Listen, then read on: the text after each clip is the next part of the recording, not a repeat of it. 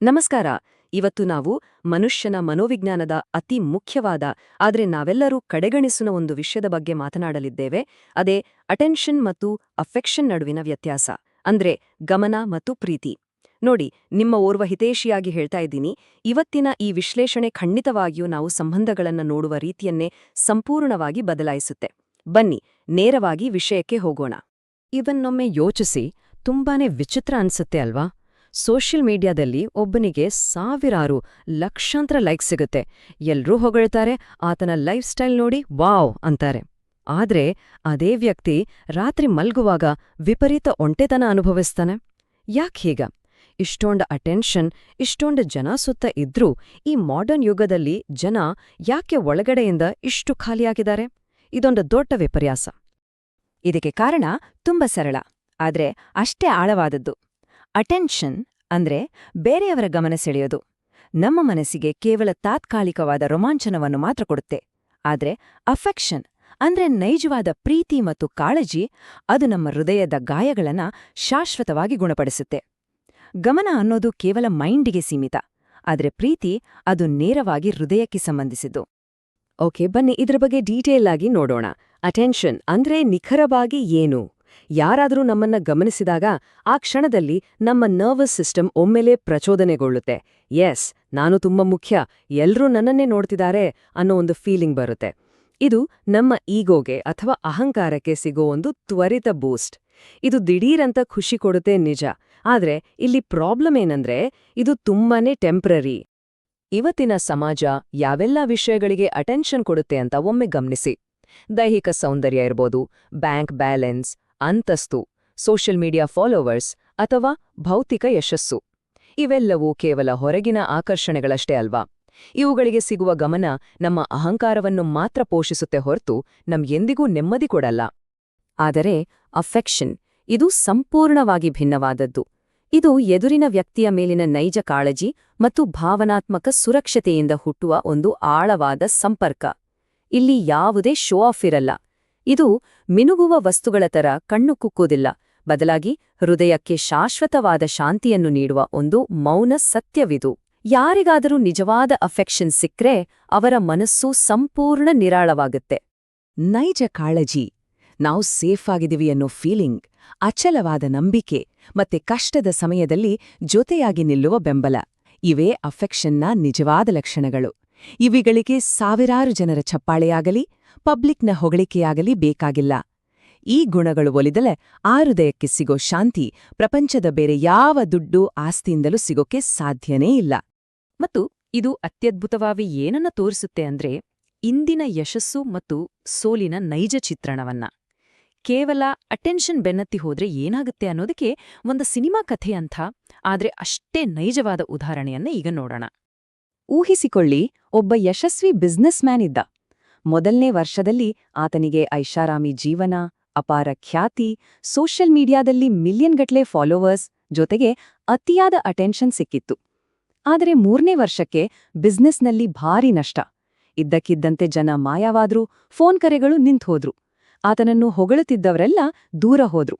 ಆತ ಸಂಪೂರ್ಣ ಒಂಟಿಯಾದ. ಆಗ 4ನೇ ವರ್ಷದಲ್ಲಿ ಆತನ ಒಬ್ಬ ಹಳೆಯ ಸ್ನೇಹಿತ ಸದ್ದಿಲ್ಲದೆ ಬಂದು ನಾನಿದ್ದೀನಿ ಬಿಡು ಅಂತ ಹೆಗಲ ಮೇಲೆ ಕೈ ಇಟ್ಟ. ಆ ಕ್ಷಣದಲ್ಲಿ ಆ ಯಶಸ್ವಿ ವ್ಯಕ್ತಿಗೆ ಒಂದು ದೊಡ್ಡ ಸತ್ಯ ಅರ್ಥವಾಯಿತು. ಅಟೆನ್ಷನ್ ಅನ್ನೋದು ನಾವು ಗೆದ್ದಾಗ ಮಾತ್ರ ಜೊತೆಗಿರುತ್ತೆ, ಆದ್ರೆ ಅಫೆಕ್ಷನ್ ಅದು ನಾವು ಬಿದ್ದಾಗ್ಲೂ ನಮ್ಮ ಕೈ ಹಿಡಿಯುತ್ತೆ. ಈಗ ಸ್ವಲ್ಪ ಯೋಚಿಸಿ, ಇವತ್ತಿನ ಜನರೇಷನ್ನ ಅತಿ ದೊಡ್ಡ ಪ್ರಾಬ್ಲಮ್ ಅಂದ್ರೆ ಇದೇ ಅಟೆನ್ಷನ್ಗೆ ಅಥವಾ ವ್ಯಾಲಿಡೇಷನ್ಗೆ ಅಡಿಕ್ಟ್ ಆಗಿರೋದು.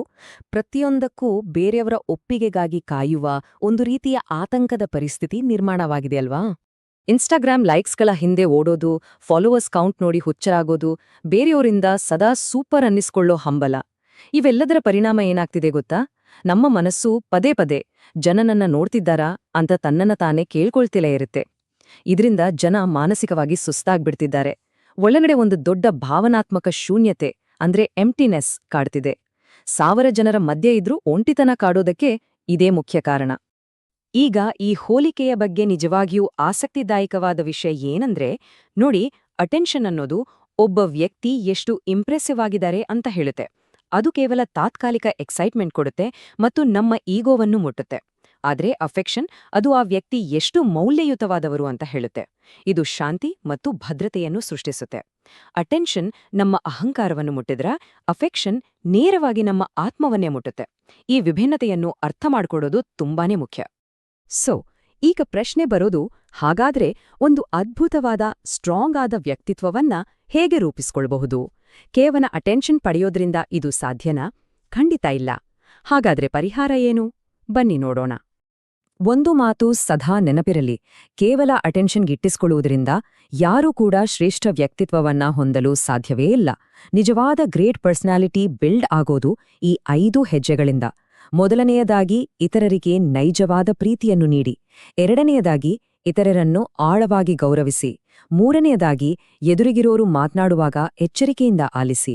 ನಾಲ್ಕನೆಯದಾಗಿ, ಏನೇ ಕಷ್ಟ ಬಂದ್ರೂ ಭಾವನಾತ್ಮಕವಾಗಿ ಬಲವಾಗಿರಿ. ಮತ್ತು ಕೊನೆಯದಾಗಿ, ಎಂದೂ ಒಡೆಯದ ನಂಬಿಕೆಯನ್ನು ಸೃಷ್ಟಿಸಿ. ಈ ಗುಣಗಳಿದ್ರೆ ನಾವು ಯಾವತ್ತೂ ಅಟೆನ್ಷನ್ಗೆ ಭಿಕ್ಷೆ ಬೇಡೋ ಅಗತ್ಯವೇ ಇರಲ್ಲ. ಜೀವನದ ಅತಿ ದೊಡ್ಡ ಮತ್ತು ರೋಮಾಂಚನಕಾರಿ ಸತ್ಯವೊಂದಿದೆ, ಅದನ್ನೀಗ ಹೇಳ್ತೀನಿ ಕೇಳಿ. ಜನ ಒಬ್ಬ ಯಶಸ್ವಿ ವ್ಯಕ್ತಿಯನ್ನ ನೋಡಿ ಮೆಚ್ಚಿಕೊಳ್ಬೋದು, ಆತನ ಸಾಧನೆಗೆ ಬೆರಗಾಗಬಹುದು. ಆದರೆ ಅವರು ನಿಜವಾಗಿಯೂ ಆಳವಾಗಿ ಪ್ರೀತಿಸುವುದು ಕೇವಲ ಒಬ್ಬ ದಯಾಮಯಿ ವ್ಯಕ್ತಿಯನ್ನ ಮಾತ್ರ.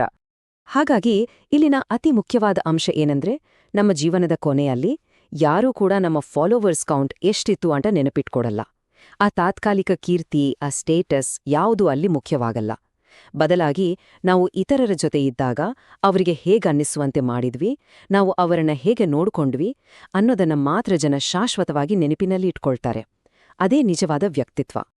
ಈಗ ಅಂತಿಮ ನಿರ್ಧಾರ ನಮ್ಮ ಕೈಯಲ್ಲಿದೆ. ನಮಗೆ ತಾತ್ಕಾಲಿಕವಾದ ಜನಪ್ರಿಯತೆ ಬೇಕೇ ಅಥವಾ ಜೀವನಕ್ಕೊಂದು ಆಳವಾದ ಅರ್ಥ ಬೇಕೇ? ಒಂದು ದಾರಿ ಕ್ಷಣಿಕವಾದ ರೋಮಾಂಚನವನ್ನು ಮತ್ತು ಅಟೆನ್ಷನನ್ನು ಕೊಡಬಹುದು. ಆದ್ರೆ ಇನ್ನೊಂದು ದಾರಿ ಅಂದ್ರೆ ಅಫೆಕ್ಷನ್ನ ದಾರಿ ನಮ್ಗೆ ಜೀವನ ಪೂರ್ತಿ ಗೌರವ, ಆಳವಾದ ಸಂಬಂಧಗಳು ಮತ್ತು ಅಪ್ಪಟ ನೆಮ್ಮದಿಯನ್ನು ತಂದುಕೊಡುತ್ತೆ. ಈ ವಿಶ್ಲೇಷಣೆಯನ್ನ ಮುಗಿಸುವ ಮುನ್ನ ಮನಸ್ಸಿನಲ್ಲಿ ಉಳಿಯುವಂತಹ ಒಂದು ಅದ್ಭುತವಾದ ಸಾಲು ಇಲ್ಲಿದೆ. ಅಟೆನ್ಷನ್ ಅಥವಾ ಕೇವಲ ಗಮನ ಸೆಳೆಯುವುದು ನಮ್ಮ ಸುತ್ತಮುತ್ತ ಒಂದು ದೊಡ್ಡ ಗುಂಪನ್ನೇ ಸೇರಿಸಬಹುದು. ಆದ್ರೆ ಅಫೆಕ್ಷನ್, ನೈಜ ಪ್ರೀತಿ, ಜೀವನಕ್ಕೆ ನಿಜವಾದ ಮನುಷ್ಯರನ್ನು ತಂದುಕೊಡುತ್ತದೆ. ಜೀವನದಲ್ಲಿ ಕೇವಲ ಗುಂಪು ಬೇಕಾ ಅಥವಾ ನೈಜ, ಪ್ರಾಮಾಣಿಕ ಮನುಷ್ಯರು ಬೇಕಾ ಎಂಬುದನ್ನು ನಾವೆಲ್ಲರೂ ಯೋಚಿಸಬೇಕು. ಮುಂದಿನ ಬಾರಿ ಇನ್ನೊಂದು ಅದ್ಭುತವಾದ ವಿಷಯದೊಂದಿಗೆ ಸಿಗೋಣ. ಅಲ್ಲಿಯವರೆಗೂ ಅಟೆನ್ಷನ್ ಹಿಂದೆ ಓಡೋದನ್ನ ಬಿಟ್ಟು ಅಫೆಕ್ಷನ್ ಅನ್ನು ಹಂಚೋದನ್ನ